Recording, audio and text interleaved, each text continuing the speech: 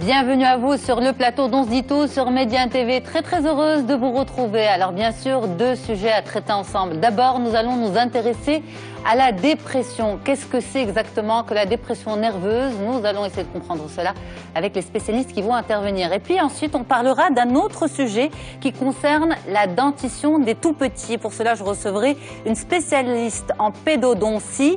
On va parler de la malocclusion dentaire, comment l'anticiper et comment la traiter pour bien se porter de façon générale. Reste avec nous pour les détails. À tout de suite.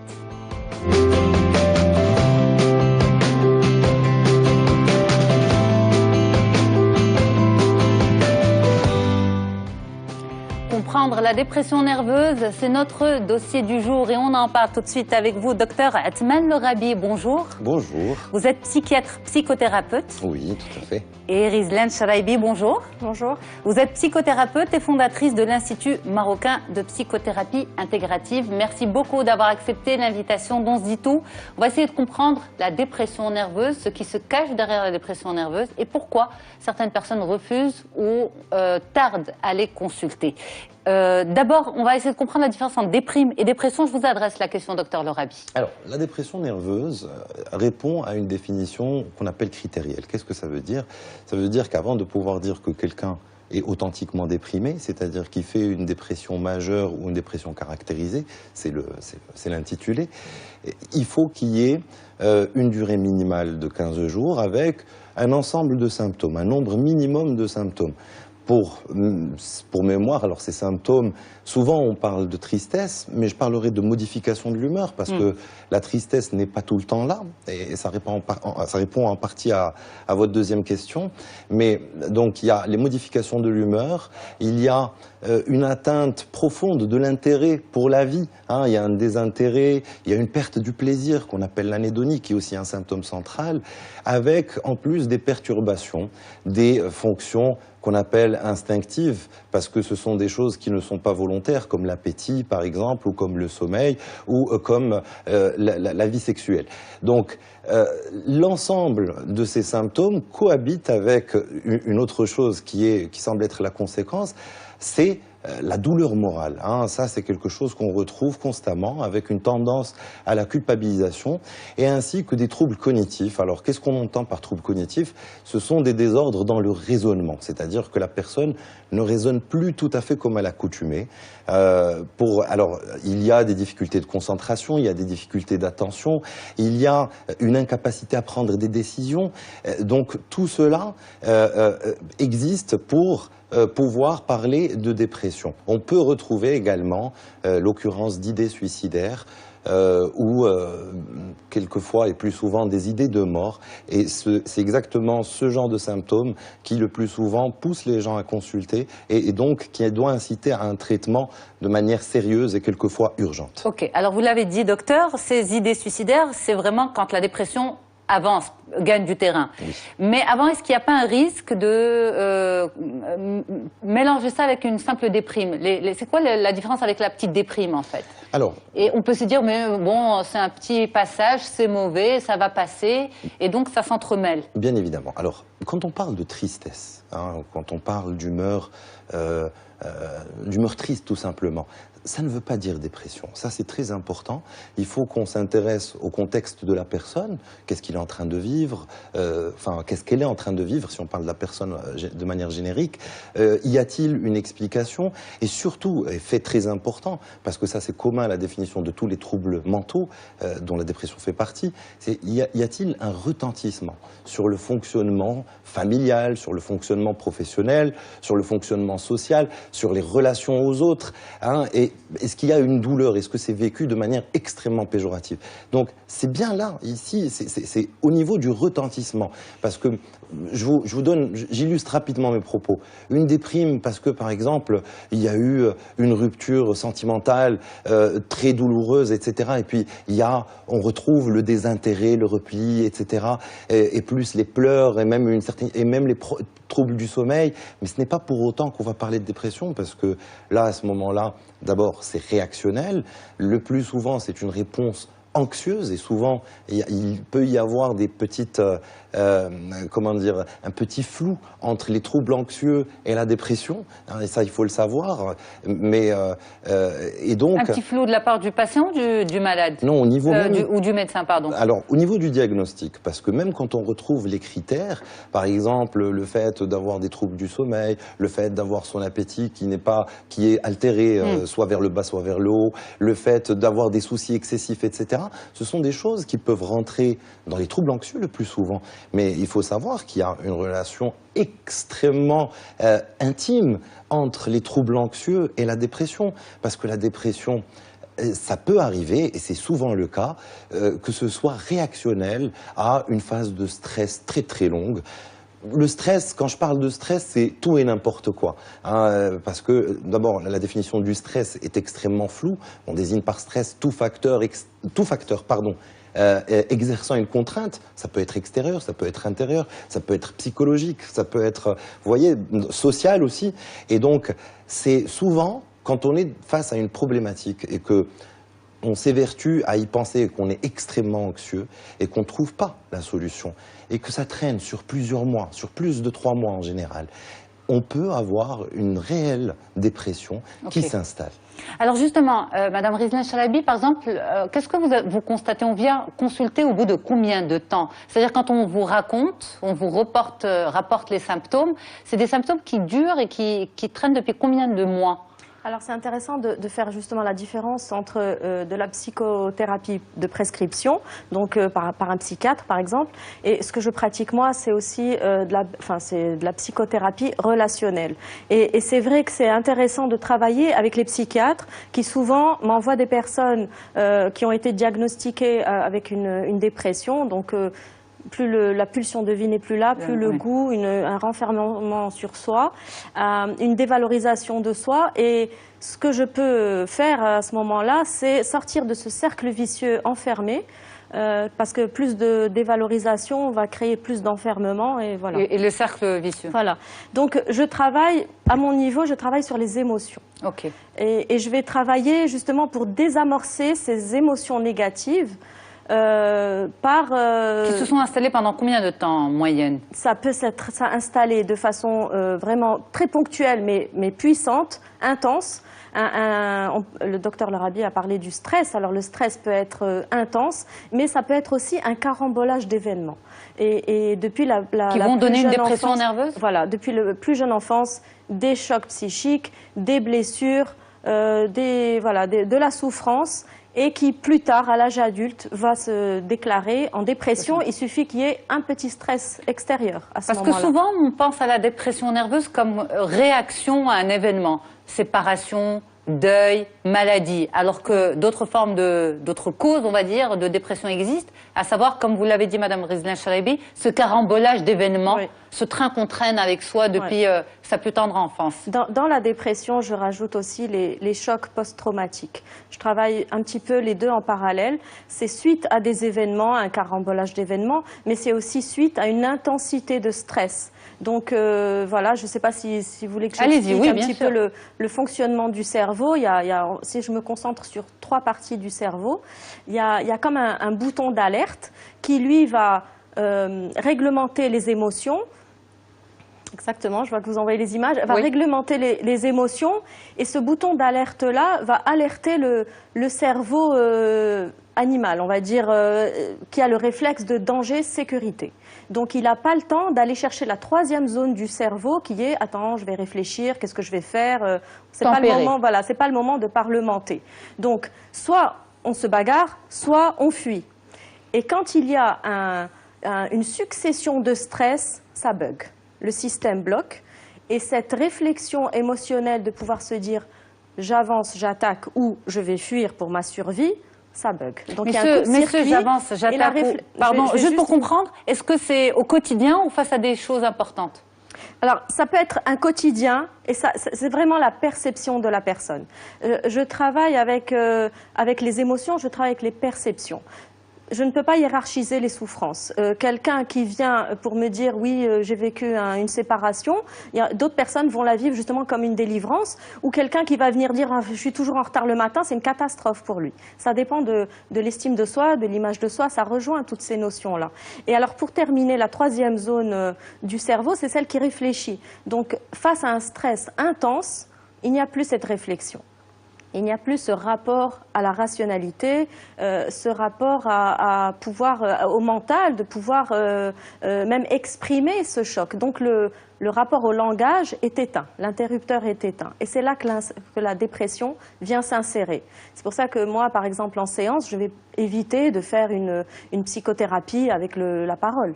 La personne, elle ne peut plus exprimer, elle n'a que les images du choc ou du stress qu'elle a accumulé. Elle ne peut pas exprimer verbalement. C'est pour ça que je vais travailler avec le subconscient. Par exemple, en hypnose, ça fonctionne bien. Je vais travailler à travers le corps. Enfin, on verra bien les solutions. Ok. Alors, justement, vous l'avez dit, on ne peut pas hiérarchiser la souffrance, mais est-ce qu'il y a des paliers à la dépression nerveuse ? Alors, Docteur Lorabi. Alors, il y a plusieurs paliers en fonction, donc, je vous disais, de l'occurrence d'idées suicidaires. Il faut savoir que même dans les idées suicidaires, il y a des grades, il y a des stades de gravité, où ça varie des idées, ce qu'on appelle suicidaires passives, c'est-à-dire on souhaite qu'on soit mort, à ce qu'on appelle l'élaboration d'un projet suicidaire, c'est-à-dire ça va se passer tel jour à telle heure, j'ai déjà acheté la corde, etc., pour expliciter.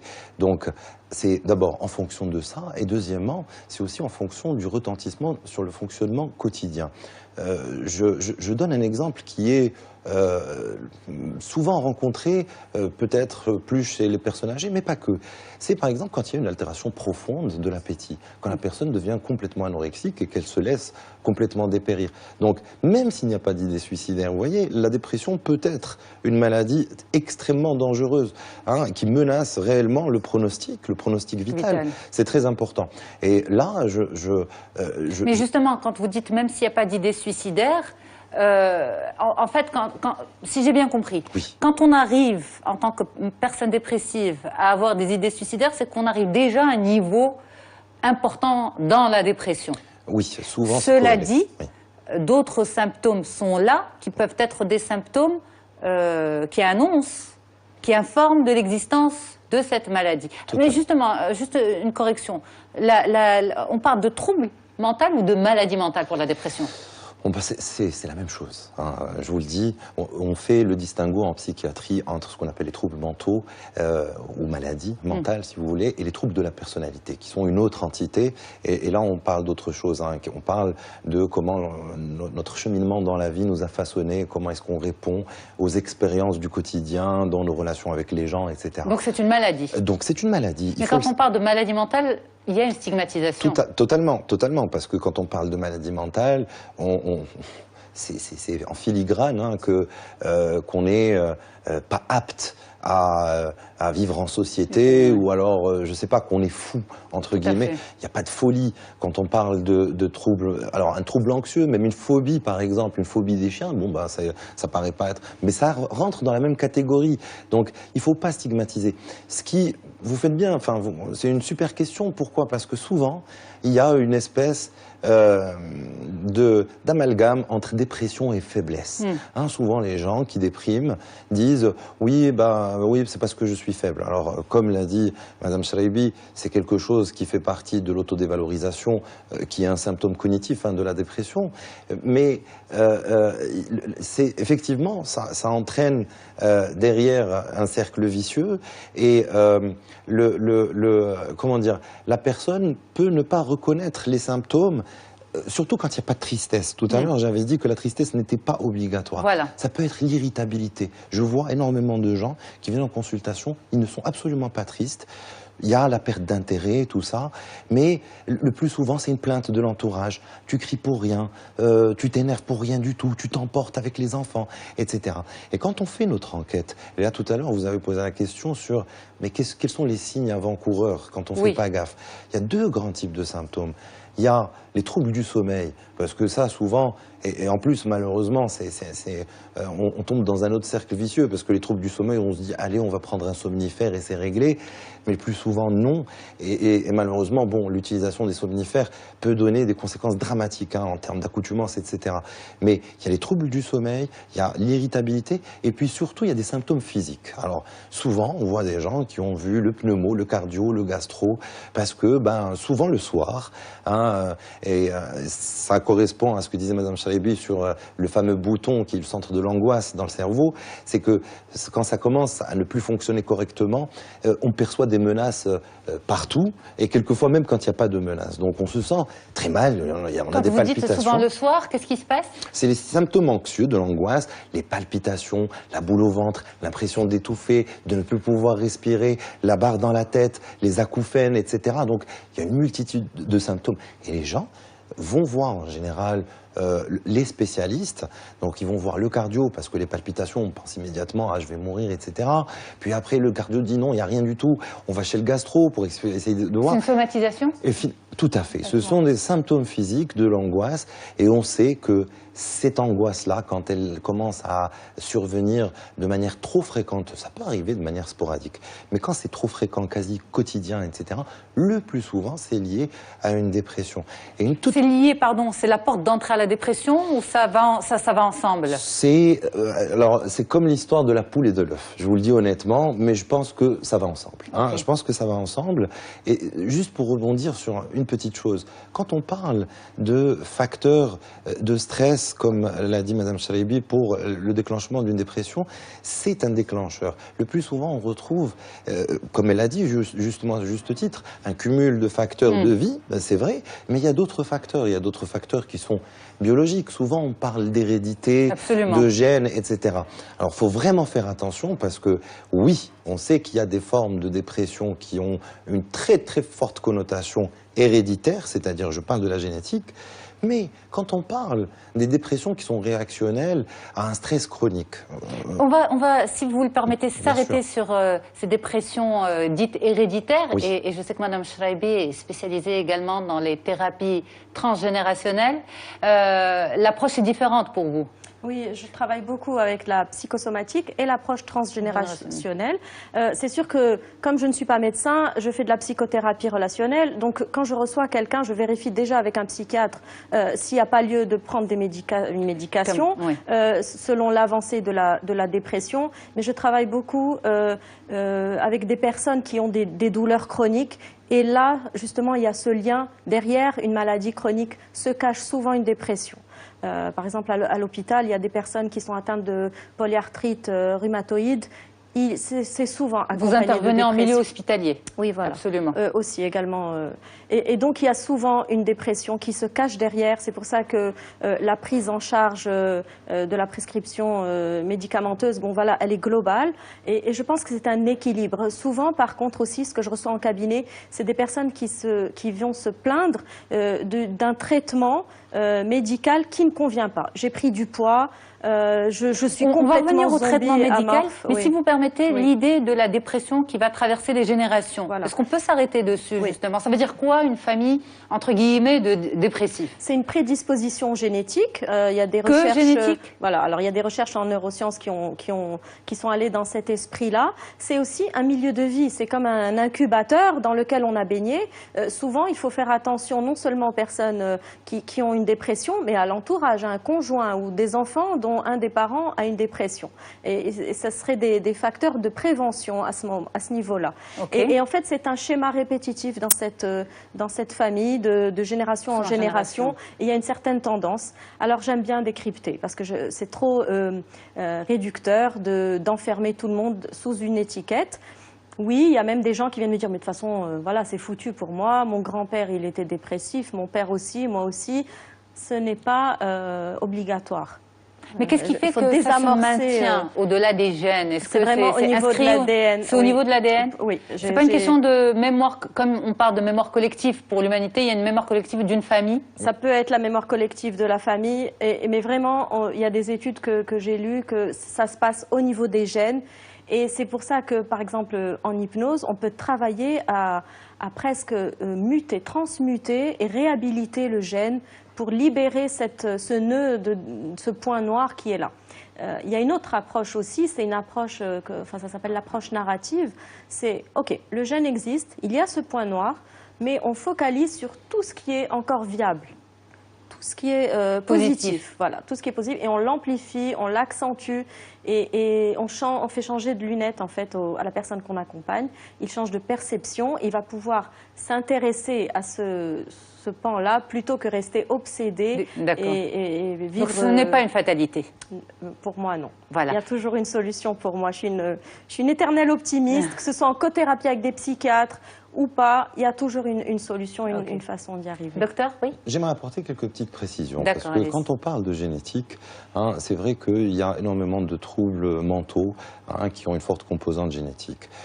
Parmi ces troubles mentaux, il y a effectivement une forme de dépression qui s'inscrit normalement dans des troubles de l'humeur, c'est les maladies bipolaires, etc., où ça veut dire que génétiquement, on a une vulnérabilité biologique à ce que notre cerveau maintienne une humeur correcte, c'est-à-dire ça peut aller vers le bas, mais ça peut aller aussi vers le haut. Quand on parle de l'influence du milieu, alors Madame Chalabi l'a un petit peu évoqué, mais je pense que la recherche est encore dans ses balbutiements. On sait maintenant que avant, on pensait que les gènes, c'était un héritage immuable. Maintenant, on sait que ça ne l'est plus. C'est très important. Il y a eu beaucoup de recherches en psychiatrie qui tendent à le montrer et qui l'ont prouvé. C'est que l'environnement, ou le stress de l'environnement, appelez-le comme vous voulez, peut induire l'expression de certains gènes qui étaient jusque-là silencieux, et inversement. Donc, c'est l'une des possibilités pour expliquer pourquoi est-ce qu'il y a cet effet transgénérationnel. Mais il y a un autre effet qui me semble peut-être qu'on peut plus toucher, qui paraît plus objectivable, c'est l'éducation. Alors, l'éducation, quand je parle d'éducation, qu'est-ce que j'entends par éducation? C'est comment est-ce que les expériences de la vie m'ont façonné à gérer ou à faire face à l'adversité. C'est ça dont on parle quand on parle de stress, c'est l'adversité, une contrainte. Et vous savez, en fonction de nos parents, comment ils sont, comment est-ce que eux ils sont anxieux ou pas, comment est-ce que l'anxiété, c'est notre incapacité à gérer les risques. Juste pour donner une définition un peu sympa et un peu simple. Et donc, si par exemple, je donne un exemple, si par exemple on a vécu enfant dans un environnement hyper protégé où il fallait absolument prendre zéro risque, ou pas le droit de prendre le vélo parce qu'on risque de tomber, de machin, etc. Bien évidemment qu'une fois à l'âge adulte, la vie étant ce qu'elle est, avec tout le stress qui... Voilà. Eh ben, on peut avoir une petite source de stress qui est d'origine professionnelle, parce que voilà, je sais pas quoi, puis une autre source de stress avec les amis, parce que j'ai du mal à m'intégrer. Et c'est le cumul de ces choses-là avec les facteurs génétiques qui donne finalement cette tendance à la dépression, et à la dépression qui se répète. Et finalement, vous savez, quand on parle d'éducation, c'est quelque chose qui est familial. Et puis, surtout dans notre contexte, c'est pas rare d'encore trouver des familles qui vivent dans un mode communautaire avec les grands-parents, etc. Donc, ça facilite cette transmission transgénérationnelle. Donc ça, c'est vraiment de la pure prévention que vous êtes en train de faire, à travers ce message-là. Parce que quand vous parlez d'éducation, eh bien, on peut faire de la prévention à travers l'éducation que nous apportons aujourd'hui à nos enfants.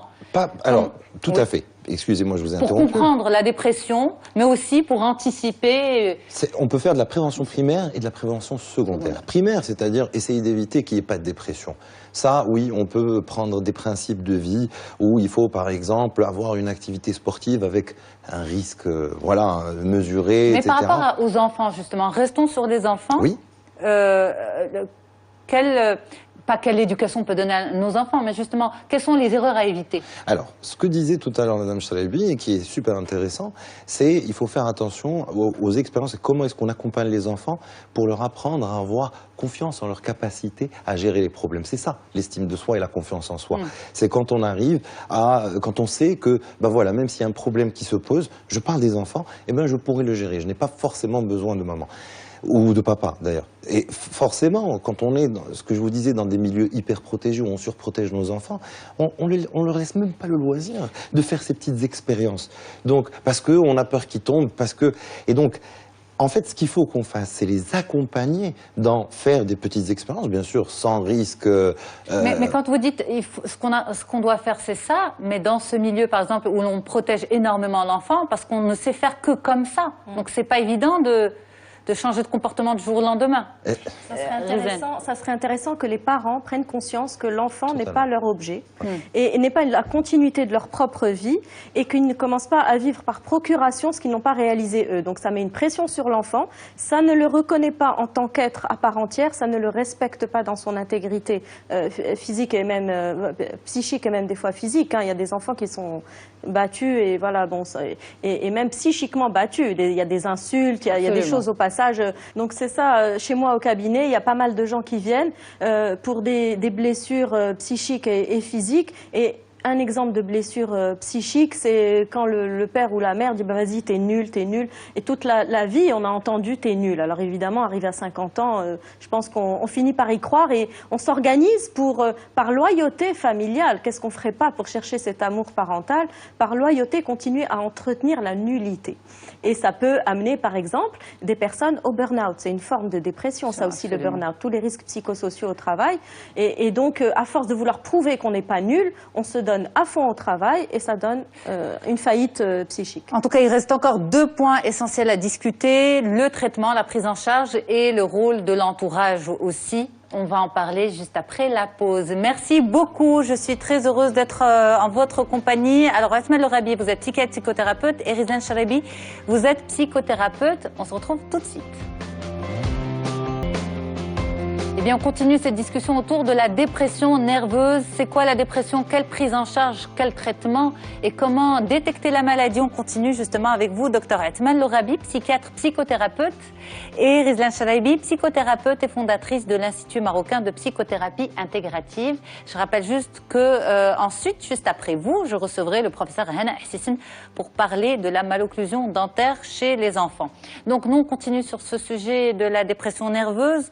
Le rôle de l'entourage est très important dans l'accompagnement, peut-être même dans la détection, et peut-être passer aussi le message de ne pas freiner la personne à aller se faire aider. Qu'est-ce que vous remarquez par rapport à l'entourage? Alors, par rapport à l'entourage, par exemple, je remarque souvent le conjoint me dépose l'autre conjoint au cabinet, vous gérez, moi j'en peux plus.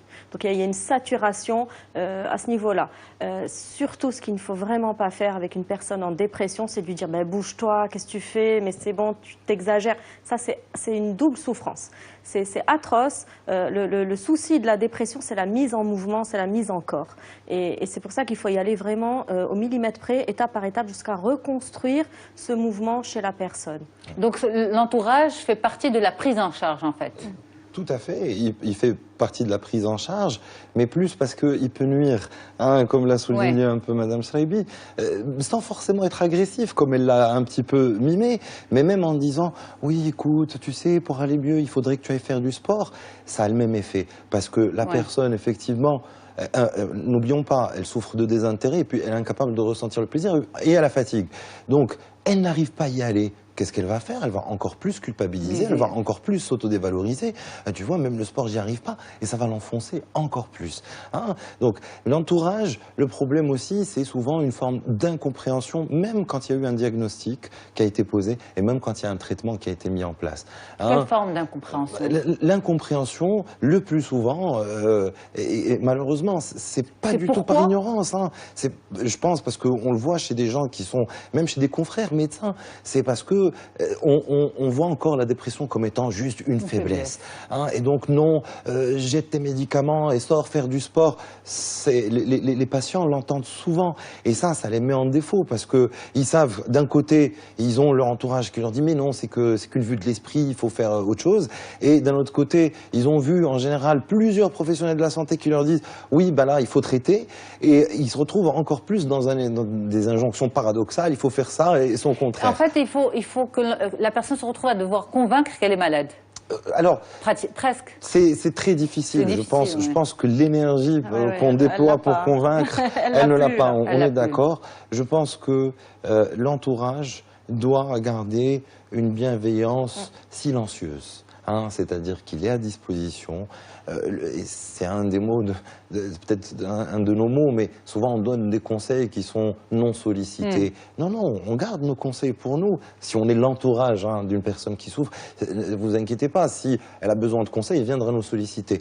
Et surtout, il faut qu'on demande à la personne de s'accorder le repos psychique. Et souvent, ce que je dis aux gens, c'est-à-dire que, voilà, par exemple, ce matin, vous vous réveillez, vous avez envie de sortir, eh ben, après vous être habillé, en ayant la clé entre les mains, vous n'avez plus envie de sortir, c'est pas grave. Mais justement, qu'est-ce qu'il faut faire, par exemple, quand on a une personne qui fait une dépression qui est à la maison, un conjoint, un enfant, une sœur, un frère, un parent, qu'est-ce qu'on fait? On laisse ça entre les mains des spécialistes, et comme vous dites, on a cette bienveillance silencieuse, c'est tout, donc on cohabite en attendant que ça passe, ou bien on s'implique, on a une feuille de route du spécialiste. Il y a ce mot qui m'interpelle, de spécialiste.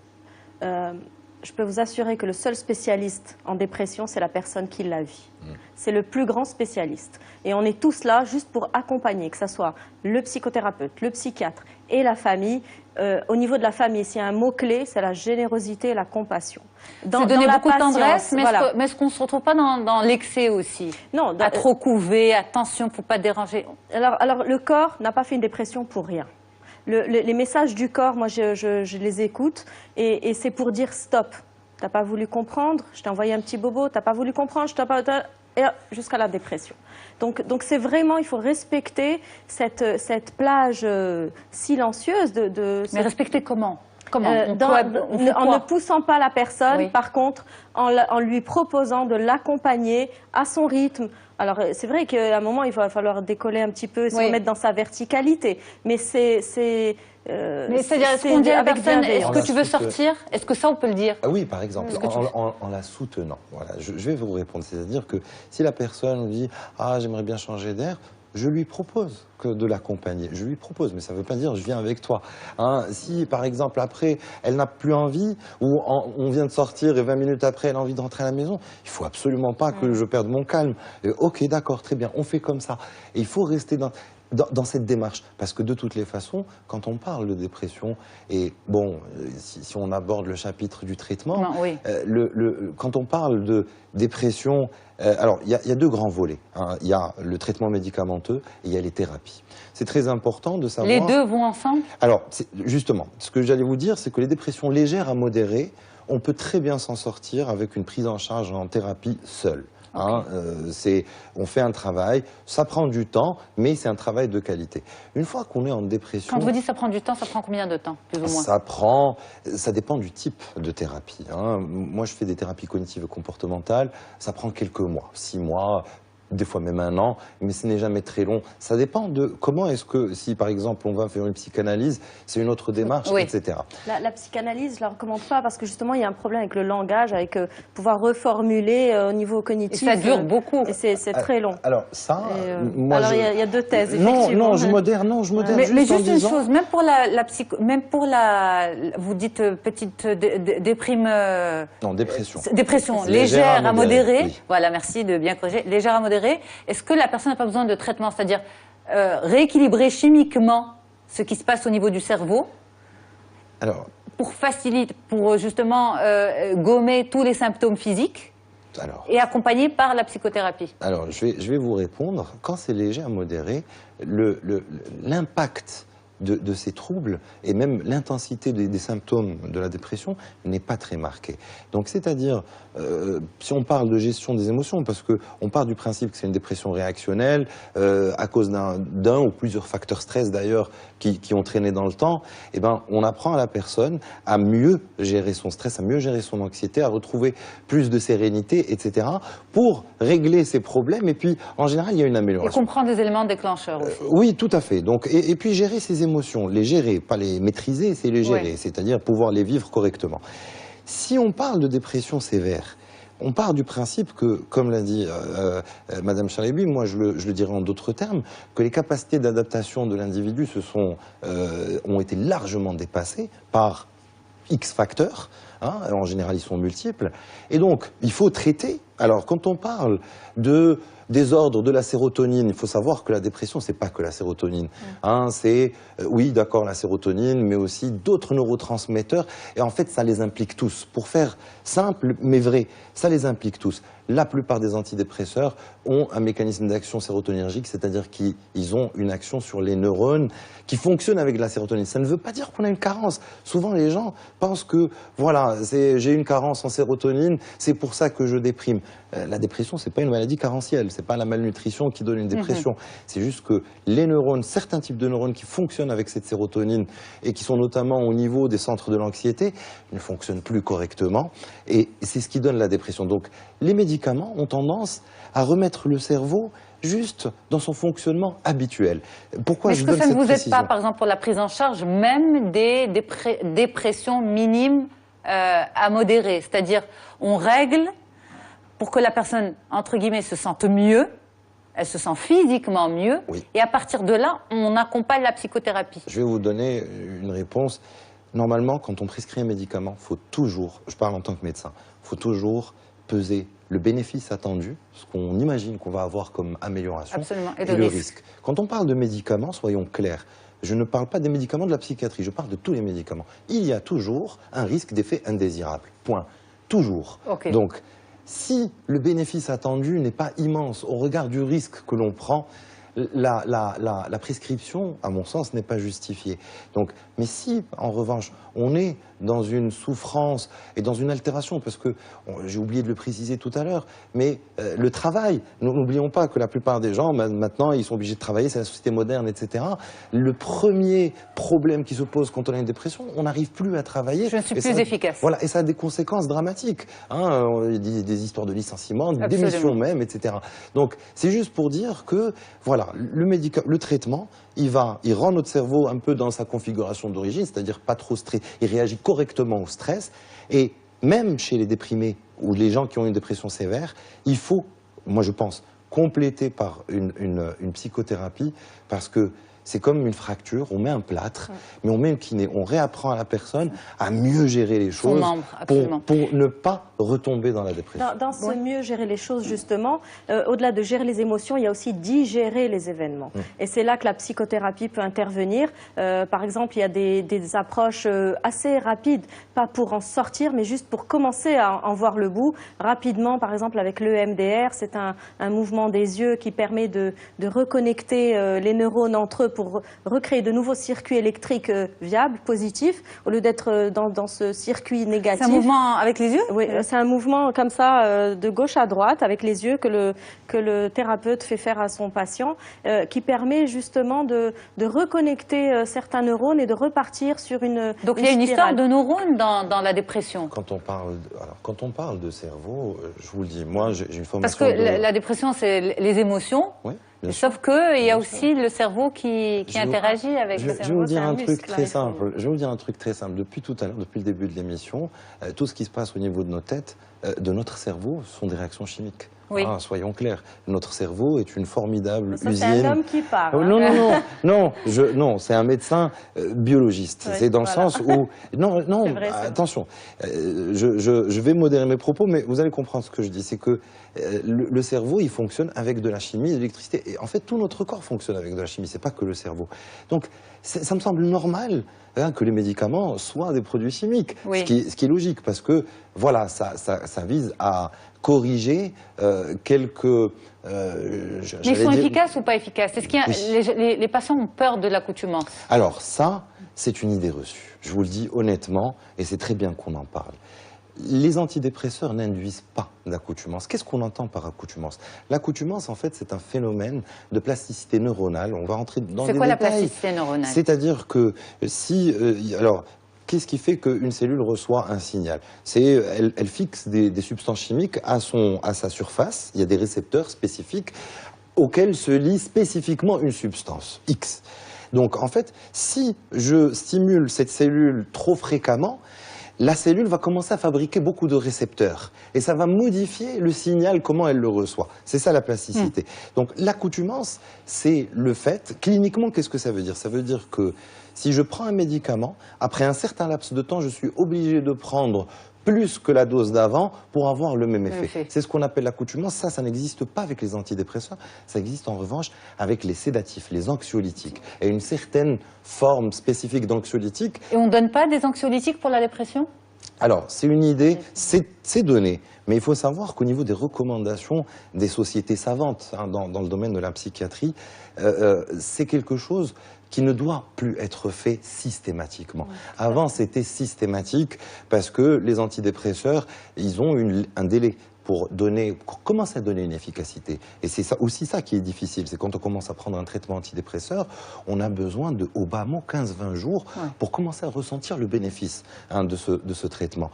Mais pendant les 15-20 jours, surtout si on a quelqu'un devant nous qui a d'énormes troubles du sommeil ou qui a des idées suicidaires, il faut absolument qu'on arrive à le calmer, à l'anxiolyser, donc à soulager son anxiété. Bon, là, à ce moment-là, il faut utiliser des anxiolytiques, mais pendant une durée très très courte. C'est vraiment les médecins qui peuvent décider s'il faut utiliser des anxiolytiques ou pas. Voilà. Et c'est vrai que ça met un couvercle pour calmer, apaiser la personne et ensuite pouvoir commencer à dérouler une... Il y a aussi la responsabilité du patient, c'est-à-dire un patient à qui on prescrit un traitement doit respecter ce traitement, sans parler de l'anxiolytique, mais l'antidépresseur, voilà, ne pas l'arrêter. Oui, voilà. L'antidépresseur, souvent, je vous le dis, il y a une vérité dans le traitement pharmacologique des dépressions. On sait que le risque de rechute à l'arrêt du traitement, parce que ça c'est aussi une autre idée, on dit si jamais tu prends des antidépresseurs, tu vas être dépendant. Ouais. Alors on sait que le risque de rechute à l'arrêt du traitement, il est inversement proportionnel à la durée du traitement. Plus on garde son traitement longtemps, le mieux c'est, c'est-à-dire en termes de risque de rechute à l'arrêt du traitement. Ce qui fait que les gens, souvent, retombent dans la dépression à l'arrêt du traitement.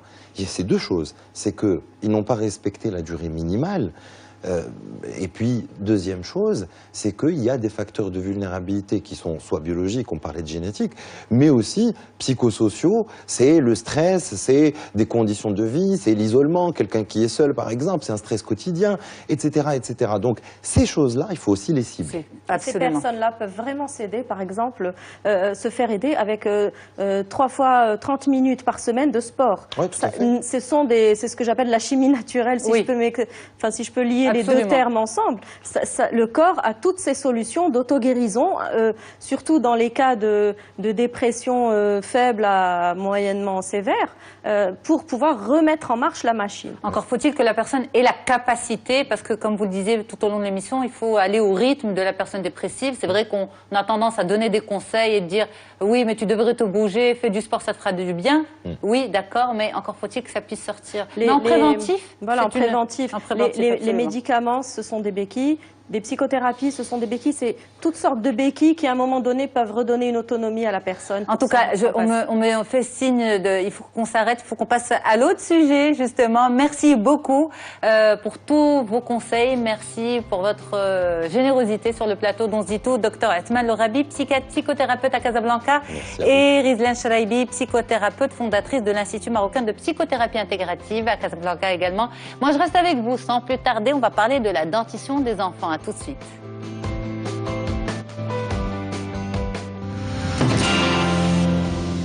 Et on continue avec cette interview santé, cette fois-ci avec le professeur Hana Hsisen. Bonjour. Bonjour.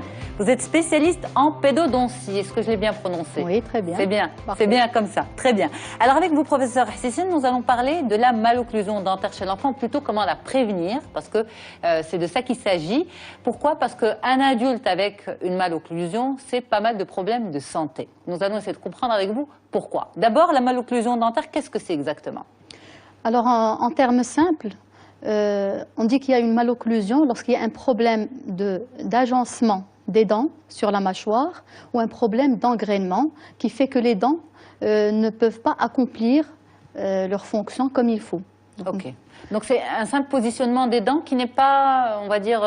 Voilà, c'est les dents qui ne sont pas dans leur position physiologique et donc ce qui fait que ça peut générer un problème d'engrainement entre les dents du haut et les dents du bas et ça se répercute sur les différentes fonctions que la dent doit accomplir, qui n'est pas uniquement la mastication bien sûr, il y a d'autres fonctions. Donc mis à part l'esthétique que tout le monde connaît, il y a donc la mastication, il y a la déglutition et il y a la phonation. Donc tout ça, si les dents ne sont pas implantées et placées correctement sur les mâchoires, ça peut générer des troubles au niveau de ces fonctions essentiellement et ça se répercute par la suite sur la forme des mâchoires. Ok, mais on a l'impression en fait que tous les enfants, ou la plupart, je ne vais pas généraliser, mais on va dire la plupart des enfants ont des problèmes de malocclusion, puisque la plupart des enfants portent ensuite des appareils dentaires. C'est vrai qu'avec l'évolution de l'homme, on assiste à une diminution des dimensions globales des mâchoires en ayant gardé à peu près le même nombre de dents. Donc c'est pour ça qu'il y a de plus en plus, on va dire, de malocclusion, ou peut-être que c'est juste aussi une prise de conscience. Les parents sont plus conscients de la chose. Nous avons accès à l'orthodontie, donc nous savons qu'il y a possibilité d'arranger tout ça. Je pense que c'est pour ça que nous voyons de plus en plus d'enfants portant des appareils. Mais quand vous parlez de prise de conscience, on a l'impression que c'est plus une prise de conscience esthétique, bien plus que pour les autres fonctions. Oui, essentiellement. Les parents, bien sûr, c'est la première chose qu'ils remarquent. Ils remarquent que le sourire de leur enfant n'est pas très joli, voilà, qu'il n'y a pas un bon alignement ou que les mâchoires sont décalées, une mâchoire qui est trop petite, qui est trop en arrière, ou alors une mâchoire qui est trop en avant. Mais généralement, les parents font attention, ils vont remarquer la position anormale des dents. Ils ne font pas attention à la forme des mâchoires. D'accord. Donc la forme de la mâchoire aussi, la forme des mâchoires est également importante? Elle est conditionnée par la position des dents ou alors la forme des mâchoires conditionne également la position des dents. Donc c'est une relation étroite entre les deux. Mais ça, c'est pas quelque chose que nous, parents, on peut, nous, parents non spécialistes, c'est pas quelque chose qu'on peut observer facilement. On l'observe justement quand ça se répercute sur l'esthétique. En général, c'est ça. Au niveau de la mâchoire, on ne peut pas le détecter, nous. Si on sait comment faire, on peut le détecter. Voilà. Mais donc, il est important de consulter le plus tôt possible. Déjà, quand l'enfant est en denture temporaire, donc quand il a encore ses dents de lait, il vaut mieux aller consulter. Donc, d'une part, ça permet de voir s'il n'y a pas de carie déjà, et ça permet aussi de recevoir des conseils pour entretenir ses dents. Mais en même temps, ça permet au dentiste de remarquer certains signes évocateurs de malocclusion future.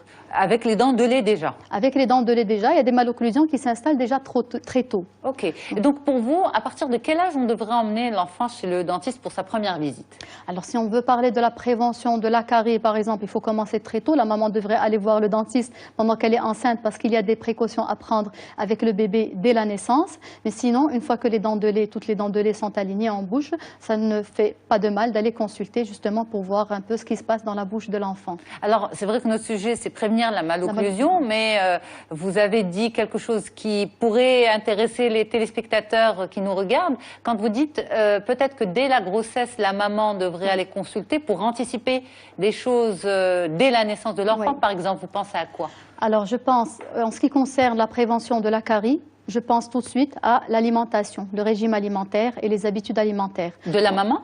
Les habitudes alimentaires de la maman qui vont se répercuter par la suite chez l'enfant. C'est-à-dire? Si la maman a de mauvaises habitudes, l'enfant aura forcément de mauvaises habitudes. C'est vrai. Voilà. Le premier conseil, la première chose à laquelle on pense, c'est l'allaitement. Okay. Alors, l'allaitement au biberon ou l'allaitement au sein doivent régir à certaines règles pour que ça n'ait pas de conséquences néfastes sur les dents, pour qu'il n'y ait pas de carito. Donc, il y a des règles à respecter, il y a un protocole, une façon de faire qu'il faut respecter. En ce qui concerne les malocclusions, le premier conseil qu'on donne à la maman, c'est par rapport à l'allaitement. Il faut toujours privilégier l'allaitement au sein. La nature est bien faite. L'allaitement au sein permet un développement physiologique et donc une meilleure croissance, ça stimule mieux la croissance des mâchoires, donc ça réduit le risque d'avoir plus tard des malocclusions. Alors parce qu'avec le sein, l'enfant fait plus d'efforts avec ses muscles et avec ses mâchoires, ce qui fait que ça stimule la croissance. Avec le biberon, l'enfant reçoit plus facilement le lait, donc il fournit beaucoup moins d'efforts, les muscles sont moins stimulés et la croissance aussi par conséquence. Ok. Alors, pendant longtemps, on a vu les ados plutôt avec les appareils dentaires. Oui. Aujourd'hui, les spécialistes disent on peut prévenir cette malocclusion dentaire bien avant en mettant en place certains procédés. Donc, avant de poser un appareil orthodontique, donc, qui est posé sur les dents définitives et non pas sur les dents temporaires, c'est très très rare, voire jamais, donc bon, ce n'est pas ma spécialité, mais les traitements orthodontiques sont destinés aux dents permanentes. Donc avant, quand l'enfant est encore en denture temporaire, on parle plus de traitement orthopédique parce que l'action du dentiste agit plus concerne plus les mâchoires. Donc nous stimulons la croissance pour qu'elle se fasse dans de bonnes conditions, pour que les dents puissent par la suite trouver un terrain favorable à leur éruption. Donc quand il y a encore des dents de lait? Oui, quand il y a encore des dents de lait. Il y a des malocclusions, donc là on n'est pas en train de parler des malocclusions qui surviennent dans les cadres de grands syndromes ou des malformations qui sont d'origine génétique. Oui. Il y a des malocclusions qui sont dues à des problèmes fonctionnels. Ou alors même des malocclusions d'origine génétique, mais qui peuvent être interceptées très tôt. Alors l'exemple le plus courant, on va dire en denture temporaire sur lequel on intervient, c'est lorsque la mâchoire inférieure est trop développée et qu'on a ce qu'on appelle une occlusion inversée, c'est-à-dire au lieu d'avoir les dents supérieures, les dents du haut en avant, nous avons les dents du bas qui sont en avant. D'accord. Et donc, ça, vous pouvez l'anticiper Alors anticiper, on peut intervenir tôt quand l'enfant est encore en denture temporaire à partir d'un certain âge, par exemple à partir de 4-5 ans plutôt, on peut intervenir et poser des appareils qui vont stimuler la croissance. On ne touche pas les dents, mais on stimule la croissance de la mâchoire. Oui, ça fonctionne, bien sûr, ça fonctionne, mais il y a toujours un risque pour que l'enfant ait besoin de porter plus tard un appareillage orthodontique, un appareillage fixe pour redresser les dents. Mais quand on intervient tôt, ça permet soit d'éliminer carrément le problème, ou alors au moins de réduire la durée du traitement orthodontique par la suite. Et puis ensuite, quand il sera, on va dire, un peu plus grand, qu'il va devoir porter un appareil dentaire, on va dire, même pour fignoler ce sourire, il n'y aura pas la pression psychologique sur cette malformation physique. C'est pas une pression psychologique, c'est une pression musculaire. En fait, oui, mais quand je parle de pression psychologique, des autres enfants, de ses amis, de la société. Bien sûr, oui, bien sûr. L'alignement des dents, bien sûr, va donner un joli sourire. Effectivement, l'enfant a besoin de ça pour qui avance aussi, elle peut... Bien sûr, c'est très important pour le développement psychologique de l'enfant, parce qu'un enfant qui n'a pas un beau sourire va avoir des remarques effectivement de ses camarades. Donc, effectivement, plus on intervient tôt et plus on évite ce genre de problème. Quelles sont les autres interventions, on va dire, très tôt à signaler aux parents? Au niveau par rapport à l'occlusion? Absolument. Alors nous avons par exemple, des fois cette malocclusion peut concerner juste une seule dent ou un seul petit groupe de dents. Donc là aussi ça peut être juste des appareillages qui sont très simples, qui vont agir sur une seule dent. Et donc c'est des traitements qui vont durer quelques semaines, qui peuvent durer 2-3 semaines, parfois juste un mois, et le problème est complètement corrigé, définitivement. Et on anticipe le port d'un appareil dentaire carrément? Des fois oui, des fois on peut l'éliminer complètement. Alors l'autre situation, c'est lorsque cette malocclusion est due à un problème fonctionnel. Lorsque l'enfant, par exemple, un enfant qui ne respire pas bien par le nez. Un enfant qui ne respire pas bien par le nez va voir sa mâchoire se développer de façon insuffisante, la mâchoire supérieure, parce que tout est lié. Donc s'il ne respire pas correctement par le nez, sa mâchoire supérieure ne va pas se développer correctement, ça va générer une malocclusion. Mais par exemple, cet enfant qui ne respire pas bien par le nez, il est suivi par un ORL. Il faut qu'il soit adressé à un ORL, chercher pourquoi il ne respire pas par le nez. Des fois, la simple levée de cet obstacle qui l'empêche de respirer de façon physiologique peut suffire à corriger le problème de mâchoire, de dimension de mâchoire. Il vous est dirigé par l'ORL? Ou alors c'est l'inverse. Ou alors il vient pas du tout pour le problème respiratoire, il vient pour le problème d'occlusion et on diagnostique un trouble respiratoire, on adresse chez l'ORL pour qu'il nous enlève cet obstacle qui l'empêche de... D'où l'intérêt, en fait, s'il y a vraiment un message à garder en tête pour les téléspectateurs, c'est la visite précoce Oui. chez le pédodontiste. Oui. C'est bien ça. Un pédodontiste ou même un omnipraticien. Normalement, les omnipraticiens aussi sont censés connaître Les omnipraticiens, c'est un chirurgien dentiste, c'est l'équivalent du généraliste, si vous voulez, voilà. pour la médecine générale. Et donc, il y a des signes d'appel qui sont évidents et qu'il ne faut pas négliger, qu'il faut prendre en considération. Rapidement, on les énumère. La respiration, ce qu'on appelle la respiration buccale, donc un enfant qui respire par la bouche. La déglutition atypique, donc un enfant qui déglutit de façon atypique, qui ne pose pas sa langue là où il faut quand on déglutit. Le régime alimentaire, donc s'il y a une alimentation qui n'est pas adaptée, par exemple un enfant qui continue à un âge avancé, continue à manger des aliments mous, cela ne stimule pas sa croissance. Donc ça aussi c'est un problème qu'il faut intercepter, qu'il faut corriger tôt. Il faut essayer de comprendre pourquoi grâce à cette visite. Merci beaucoup professeur Hana Hsisen. Vous êtes spécialiste en pédodontie à Rabat. C'était un plaisir de vous recevoir. À bientôt. C'est moi qui vous remercie. Et moi, je vous remercie et je remercie toute l'équipe qui m'accompagne pour la préparation et la diffusion d'On se dit au plaisir de vous retrouver très très vite, sans oublier bien sûr sur Média Radio du lundi au jeudi avec Farhana. Au revoir, à bientôt.